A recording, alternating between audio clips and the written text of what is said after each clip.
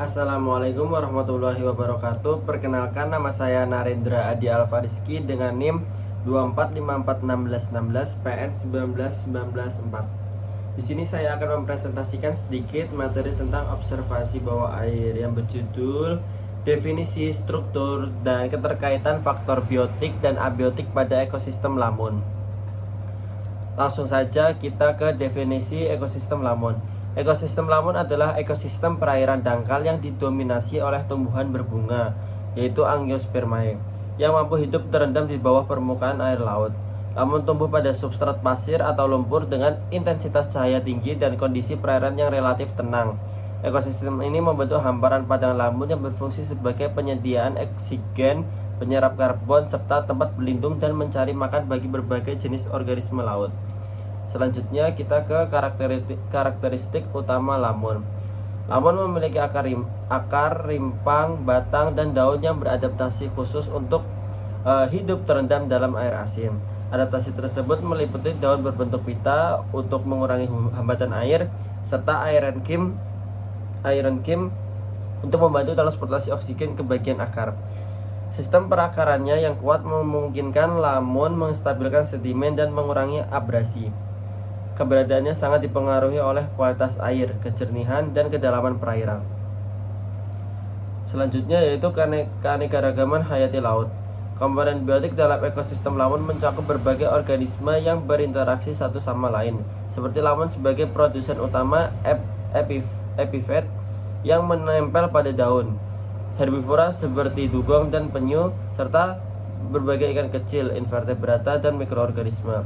Interaksi antar komponen ini membentuk hubungan trofik berupa rantai makanan yang menjaga keseimbangan energi dalam ekosistem lamun.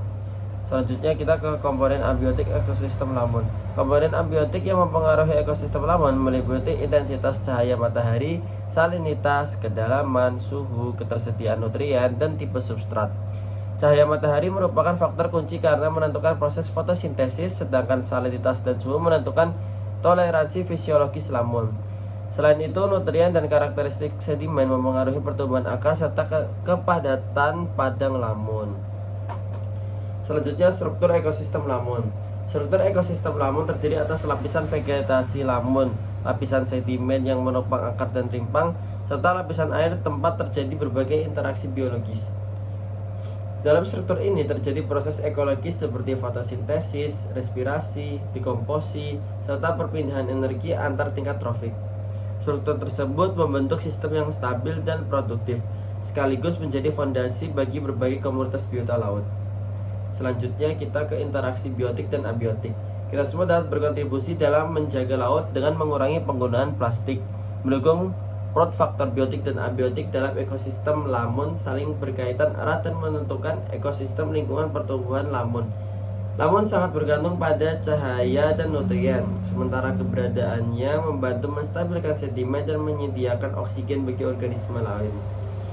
Biota herbivora mengontrol jumlah biomasa lamun, sedangkan predator menjaga keseimbangan populasi herbivora. Hubungan ini membentuk dinamika ekosistem yang seimbang dan berkelanjutan.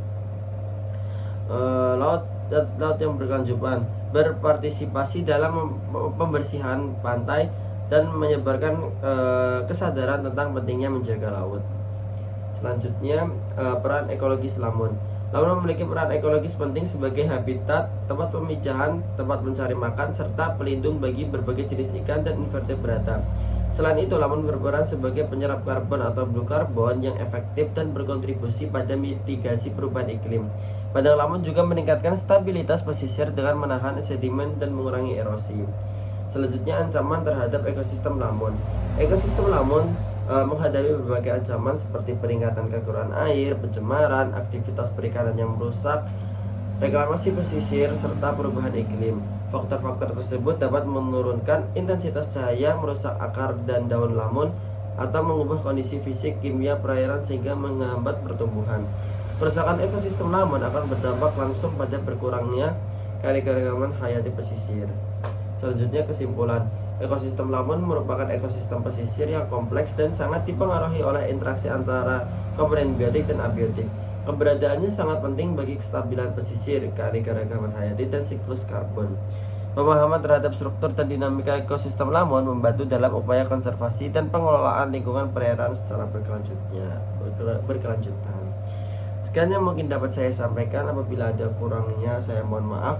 Billahi taufiq wal hidayah. Wassalamualaikum warahmatullahi wabarakatuh.